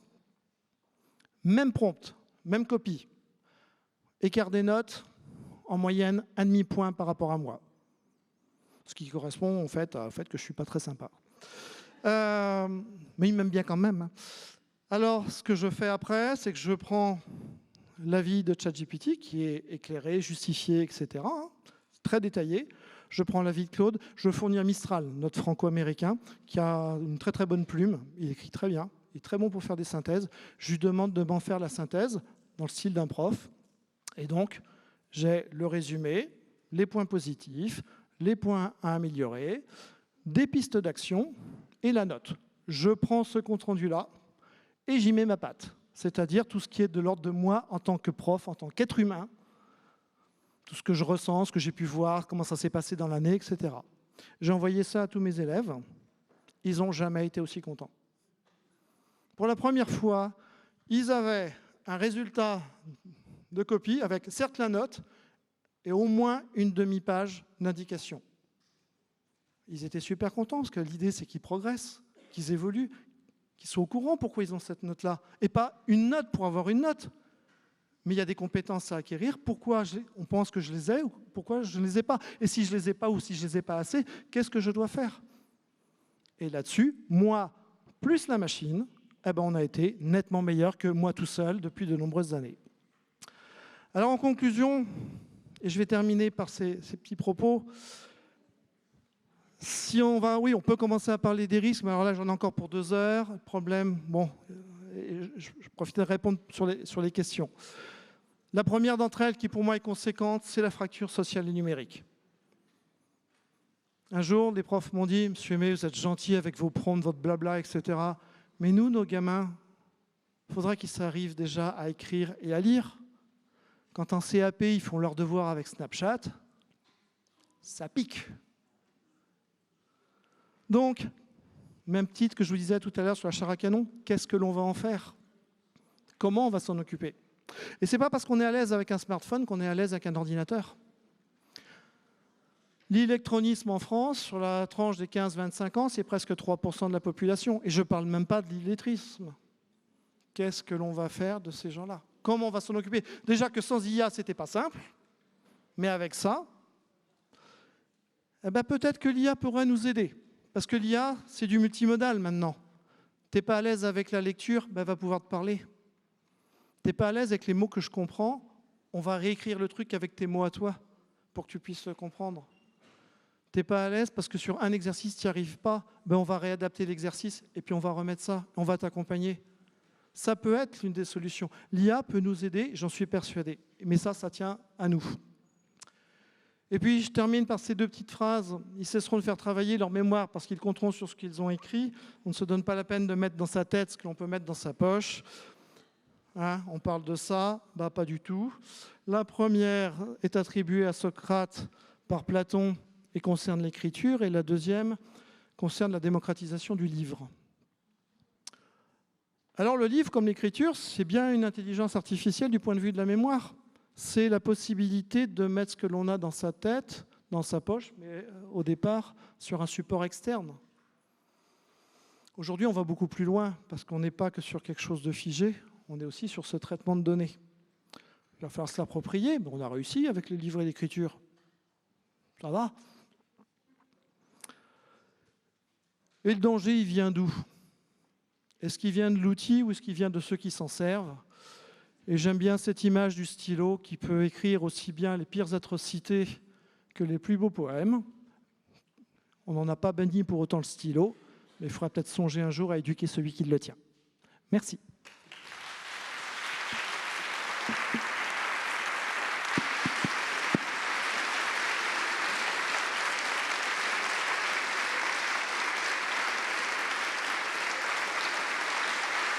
Merci beaucoup.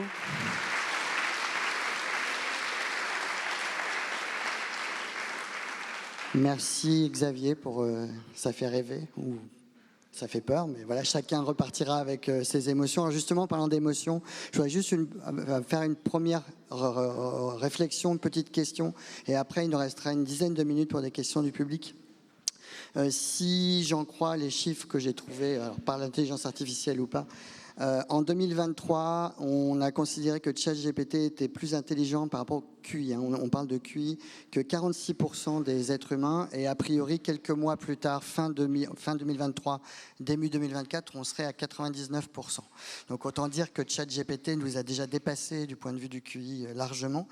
Après, on a opposé à ça un autre indice qui est les théories de l'esprit. Est-ce qu'on peut anticiper, comprendre ce qu'une personne en face de nous peut penser? Là, pour l'instant, a priori, ChatGPT, on serait arrivé au niveau d'un enfant de 9 ans. mais ça ne cesse effectivement de croître.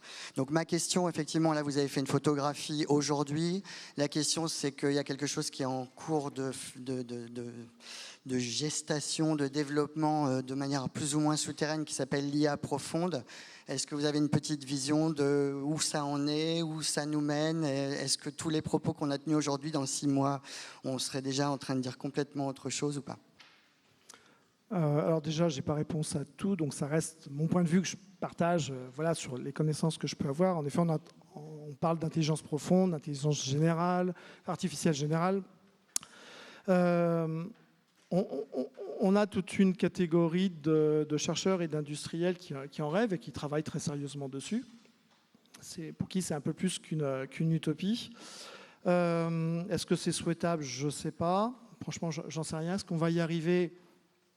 Je crois que oui. Je crois que oui. J'ai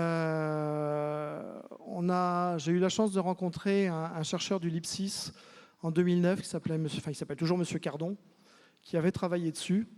Et il a arrêté sa machine. On lui a demandé de l'arrêter le jour où il s'est aperçu que sa machine avait menti sciemment. Pas plus tard qu'à 15 jours, j'étais avec ChatGPT. Je lui demande pour un cours de me générer des quiz. C'était quiz de début de formation. Je n'avais pas du tout donné le plan de ce que j'allais faire. Je n'en avais même pas parlé. J'étais vraiment sur ce que j'avais fait avant. Mon objectif, c'était que le quiz valide en début de séance ce que j'avais fait la semaine d'avant. Elle a pris l'initiative d'elle-même et elle l'a dit. C'est quand elle m'a généré le quiz. Elle m'a dit, tiens, je te propose, je t'ai fait le quiz de ta fin de cours sur tel sujet. En effet, c'est le sujet que j'allais traiter. Parce que je pense que ça va te servir. Elle avait pris l'initiative de le faire. C'était il y a 15 jours. Certains suspectent en effet quelques comportements qui permettraient de se dire, tiens, on tend vers peut-être pas une autonomie, mais en tout cas la prise d'initiative. Franchement, je suis pas devin, on verra. Mais j'y crois. Je pense que ça va devenir un jour, oui. Des questions de la salle? On y va. Je crois qu'il y a des micros qui peuvent circuler. Je ne sais pas. Voilà, le micro arrive. Il y a une question là au milieu.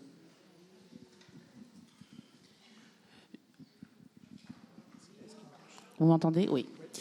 Bonjour tout le monde. Bonjour. Moi, je suis plutôt paranoïaque. Voilà. Et au regard de ce que vous venez de nous dire, là, à l'instant, comment nous, humainement, sommes prêts à faire face à l'initiative de l'IA? Sommes-nous prêts? Ah non, pas du tout. Et ça vous effraie pas? Ah mais ça, on n'y est vraiment pas. On n'est vraiment pas. On a une telle idée de supériorité. Enfin, on a une telle idée de supériorité qu'on n'est pas prêt à avoir quelque chose qui peut nous dépasser. Il y a une vision très consumériste en disant je pose ma question, j'ai le résultat et je m'en vais. Non, on n'est pas prêt. On voit ça encore comme des outils, des logiciels, sauf que c'est quand même un outil qui interagit. Enfin, on est au-delà du marteau, quoi. Et derrière, c'est un changement de paradigme pour lequel on n'est vraiment pas préparé. Alors, nos jeunes y sont, très clairement. Il y a un aspect générationnel. Sur une autre étude, on a presque 60-70% des moins de 25 ans pour qui c'est quelque chose de naturel. Passé 25-35 ans, la tendance, elle s'inverse. Donc je pense qu'il y a une histoire d'adoption générationnelle qui va faire que je suis beaucoup moins inquiet pour nos jeunes, entre guillemets, en termes d'adoption, que pour nous. Parce que c'est ça, c'est naturel pour eux, quoi.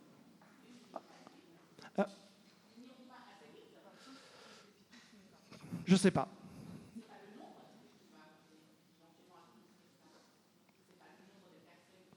L'objectif n'est pas de contrer. Aujourd'hui, l'objectif n'est plus de contrer. L'objectif est de faire avec. On n'a pas contré le téléphone, on n'a pas contré un certain nombre de choses. On est déjà au stade de l'IA, et depuis de très nombreuses années. J'avais une remarque aussi par rapport à par rapport à l'éducation et notamment la notation. J'ai eu l'impression, avec ce que vous disiez là vers la fin de votre présentation, qu'il y a un écart qui va se creuser de manière abyssale entre un DM et un DS, un devoir à la maison, un devoir surveillé. Considérable. Après, on peut choisir de faire un DS, en effet, pour tester un certain nombre de compétences en maîtrisant totalement le cadre. Pour ce qui est du DM, il faut faire avec. Alors, en ce qui me concerne, et puis avec d'autres collègues, on a mis plusieurs choses en place. Déjà, en première année, ils ont le droit de l'utiliser, mais avec nous. L'objectif, c'est qu'ils acquièrent des compétences sur le sujet et puis qu'ils acquièrent surtout des compétences dans le domaine dans lequel ils sont pour leur formation. Après, ils auront le droit de l'utiliser en relative autonomie. Ensuite, on va beaucoup noter par projet. Le mémoire, petit à petit, en tout cas sur le master que je gérais, on descend la proportion du mémoire écrit à 25% et on passe l'oral à 75%, oral que l'on rallonge. Moyennant quoi, on est beaucoup plus incisif sur l'oral. Et là, je peux vous garantir que ceux qui l'ont utilisé, qui ne savent pas l'utiliser, on tombe tout de suite sur l'os et c'est terminé. Inconvénient de ça, et ce qui me questionne pour l'année prochaine, pour justement mieux les encadrer. Je viens de terminer des notations. J'ai 50% de ma promotion, là c'est en BUT1, 50% de ma promo qui est entre, bon il n'y a pas personne à 0, mais on va dire entre 0 et 8, et 50% de la promotion qui est entre 14 et 19. J'ai plus personne au milieu.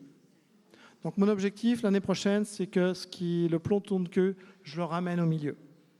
Avec IA ou pas, mais au moins je les ramène là. Parce que ce sont des personnes qui ont joué la facilité. Pourquoi ? Parce qu'on leur a montré cette image de l'enseignement que pour avoir une note, parce qu'ils ne sont là que pour avoir une note, pour avoir un diplôme, pour avoir un job, il fallait qu'ils donnent au prof ce qu'il avait envie d'entendre. Donc là, c'est rêvé, c'est sur un tapis. Je copie, je colle. Et quand je leur dis à la fin, la seule compétence que je peux valider, c'est le copier-coller, auquel cas vous n'avez pas compris ce qu'était cette formation et vous ne servez à rien. Au revoir. Il y a 1 heure de digestion, puis après je retourne les voir, et puis on console, et on remet les choses à plat. Mais voilà, leur faire comprendre que derrière il y a de l'acquisition de compétences, et la compétence du copier-coller, elle n'est pas bonne. Et donc là, on parlait des règles du jeu à donner dès le départ. Mes 3e années, ça a été très simple. Je leur ai dit, écoutez, voilà, vous avez un cahier des charges à faire sur un projet, vous avez 2 mois pour le faire. 2 semaines avant de le rendre, je viens devant vous, je prends ChatGPT, le sujet, et je vous le fais devant vous. Chose promise, chose due. 15 jours avant, je projette, et là c'était bien ChatGPT, donc je fais un prompt basique. Tu es chef de projet spécialisé en informatique médicale, parce que c'était sur un sujet d'informatique médicale. Voici le sujet, schlac, copier-coller du sujet. Après, copier-coller du plan du cahier des charges. Est-ce que tu peux me le remplir ? Le plus long a été de recopier l'affaire dans Word. Ça m'a pris 10 minutes. Maintenant, je leur ai dit, vous avez mis combien de temps à le faire ? Moyenne d'heure, en gros, 60 heures. Je dis d'accord, 60 heures multiplié par 50 € de l'heure, ça veut dire que ce que vous venez de faire coûte 3 000 €. Point de vue du client ou de l'employeur, pourquoi je vous paierai 3 000 €? Qu'est-ce qui fait que ce que vous allez me rendre là vaut 3 000 € de plus que ce que j'ai obtenu en 10 minutes, parce que là, il a fallu que j'attende 2 mois, en 10 minutes et gratuitement. Donc maintenant, ce que je fais, c'est que je vous le donne. Et la règle du jeu, sur les 15 prochains jours, elle est simple. Vous n'êtes pas capable de faire aussi bien, vous aurez entre 0 et 5. Vous ferez aussi bien, vous aurez entre 5 et 10. Vous ferez mieux que la machine, vous aurez plus de 10. Faire mieux, c'est quoi ? De la créativité, sourcée, justifiée. Pour la première fois, je les ai vus lire des textes juridiques qu'ils n'avaient jamais lus. Ils n'ont pas tout compris, ils l'ont lu. Ils ont été contactés des fournisseurs alors que le projet était bidon, mais pour avoir des idées de prix, pour pouvoir les justifier. Aujourd'hui, j'ai une 30aine de cahiers des charges. Si on les pousse, on peut l'appliquer. Et sur un autre sujet, j'ai aujourd'hui 3 projets qui sont prêts à être industrialisés. Je n'avais jamais eu ça. Ils ont compris la règle du jeu. Je leur ai dit, en tant que futur informaticien, vous serez confrontés à ça comme concurrence. Si vous n'êtes pas capable de sortir ce que vous avez ici, ce qui fait que vous êtes des êtres humains, ce qui fait que vous valez mieux que la machine, ce qui fait que vous êtes en mesure de faire des choses, entre guillemets, plus intelligentes, si vous êtes capable de faire ça, vous êtes sauvés. Sinon, c'est mort. Ils ont... Complètement. Et donc, être encore plus humain qu'on ne l'était peut-être avant. Merci. Une toute dernière question.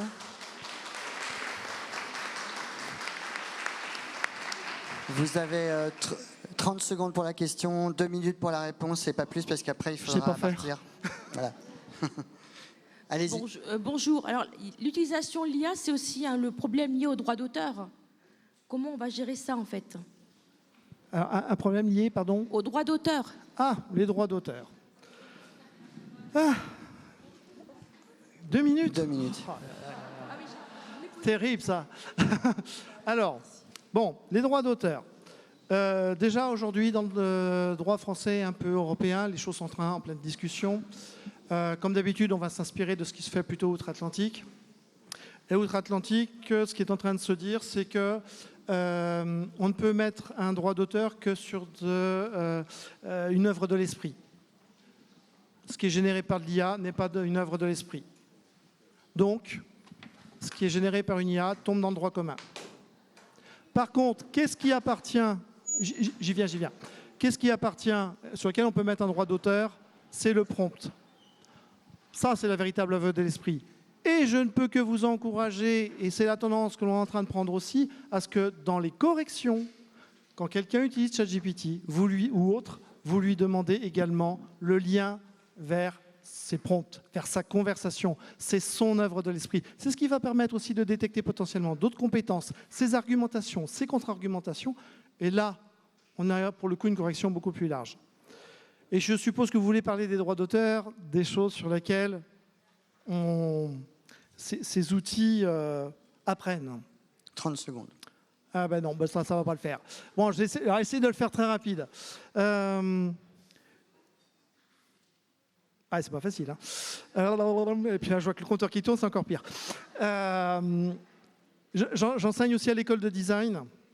On demande aux designers d'aller s'enrichir. Ce qu'on appelle ça s'enrichir. Voir ce que leurs pairs ont fait. Et donc, ils vont avoir des maîtres. Et toute personne qui travaille en sciences cognitives va vous dire que la création ne se fait pas ex nihilo. Il y a plus ou moins d'éléments qui sont inspirés de... Est-ce que pour autant, on parle de problèmes de droit d'auteur? Il y a un moment, c'est un peu le serpent qui se mord la queue. Si on veut qu'il y ait de la qualité, si on veut que ça fasse un certain nombre de choses, il va falloir en effet autoriser à ce que ça lise ces choses-là. Après, peut-être envisager un modèle économique pour dire, bah écoute, mais c'est valable aussi pour les données de santé. Tu fournis tes données, on en a besoin pour faire cette application. J'ai travaillé sur un projet, c'était le modèle économique qu'on avait posé. On utilise tes données, si tu es d'accord, eh ben, on te reverse un minimum, parce que derrière, si on n'avait pas tes données, on ne pourrait pas le faire non plus. C'est des choses sur lesquelles il faudra peut-être un jour penser. Et puis j'ai fini mon temps et on pourra en parler. En tout cas, merci beaucoup. On peut l'applaudir, merci. Merci.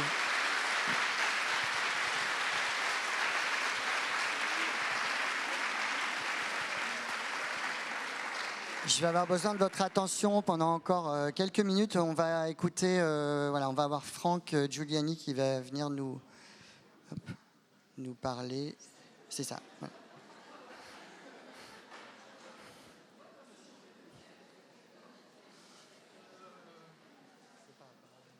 Si c'est Unicamp. Oh, attention. Christelle arrive au grand galop. Sûrement, si tu me le dis. Il t'a payé Emilien. Oui, on s'excuse, hein, il y a un petit... C'est l'IA qui n'a pas été capable de nous guider jusqu'au bout. Donc, en tout cas, merci beaucoup, monsieur Aimé. C'était vraiment passionnant.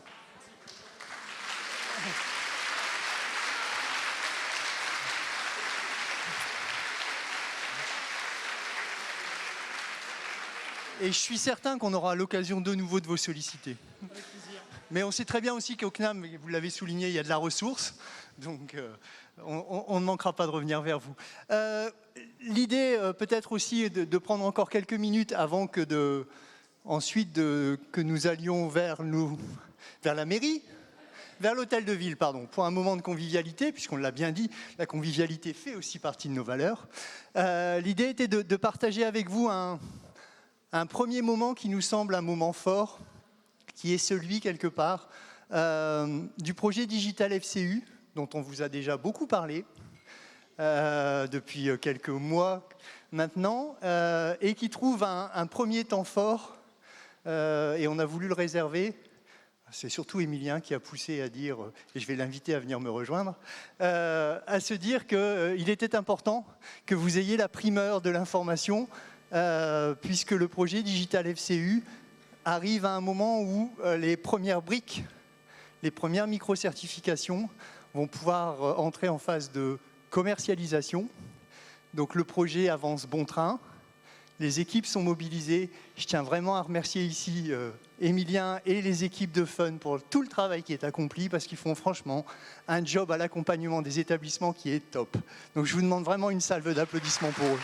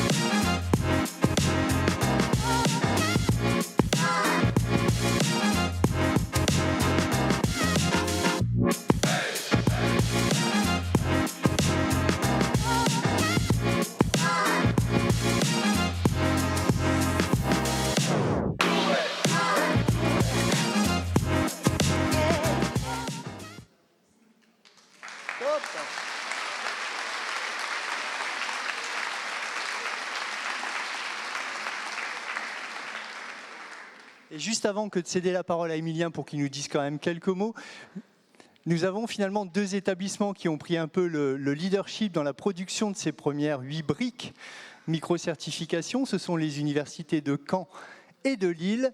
Et je propose peut-être à Sandrine et à Françoise de nous rejoindre. Où sont-elles ? Françoise, Sandrine ? Ah, quand même. Et Sandrine, elle est où, Sandrine ?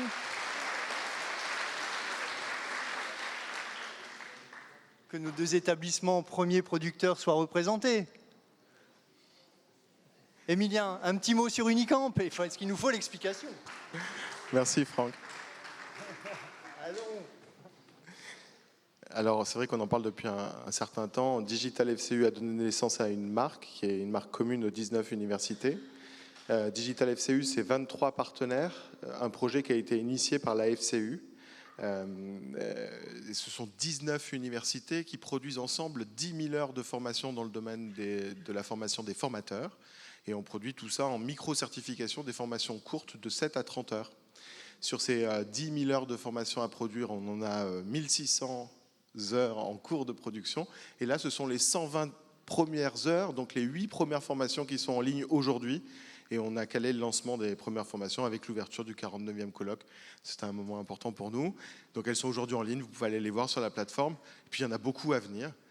Ce qu'on a créé ensemble, c'est avant tout faire émerger une place de marché dans laquelle toutes vos offres, ce qu'on fait là, c'est pour l'ensemble de la communauté de l'enseignement supérieur public. On va pouvoir accueillir vraiment toutes vos offres et on a formé un cadre pour construire ces micro-certifications qu'on a partagées, qu'on va repartager avec chacun.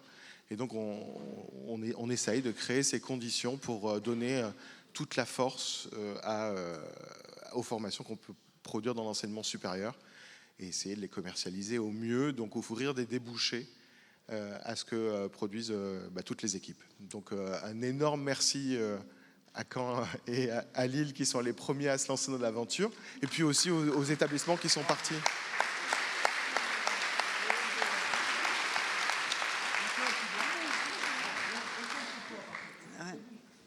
Donc merci pour la surprise.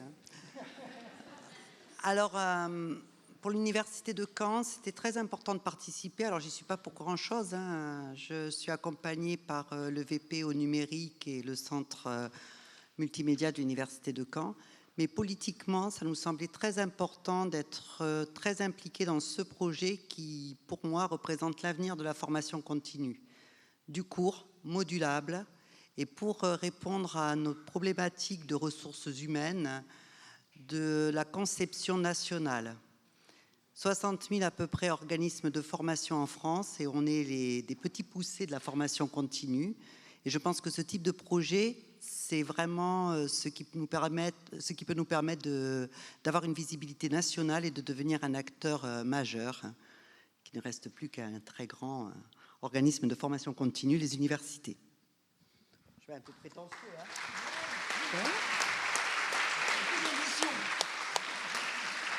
Alors moi, donc, je représente donc l'Université de Lille et notre chef de projet pour Digital FCU, Nicolas Clivio, qui n'a pas pu être là. Donc c'est un enjeu aussi très important pour notre université, hein, la digitalisation de l'offre de formation, la micro-certification. Et donc pour notre université, donc, il s'agit donc des 2 micro-certifications sur la posture entrepreneuriale et les communautés de pratique.